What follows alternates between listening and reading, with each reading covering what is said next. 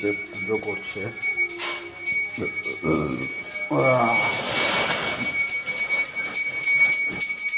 এই দেখো,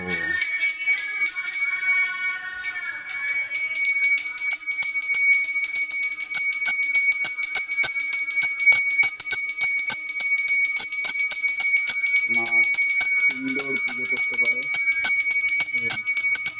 আমাদের এই গোপালটা অনেক বছর পুরোনো। কত বছর হলো জানো? হ্যাঁ, 25 বছর। আমাদের এই গোপালটা 25 বছরের পুরোনো গোপাল, সত্যি সত্যি। এই সিংহাসনটাও অনেক পুরোনো, 25 বছরেরই সিংহাসন। একসাথেই আনা হয়েছিল গোপাল আর সিংহাসনকে। জন্ম আমাদের বাড়িতে 25 বছর, তখনই সিংহাসন টানা হয়েছে। খুব সুন্দর পুজো করে মা।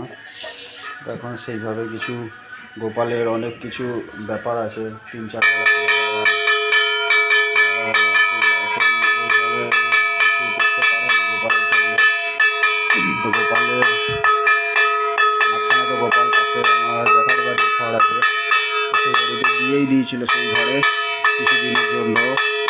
কারণ মা পারছিল না, বাড়ি ছিল না কতদিন, শরীর খারাপের জন্য।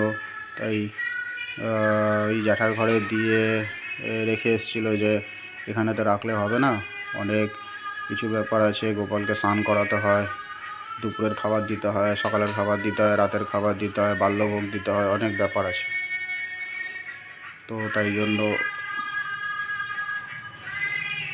ঠিক আছে বাবা, দুপুরে আবার কথা বলছি তোমাদের সাথে। Thank you.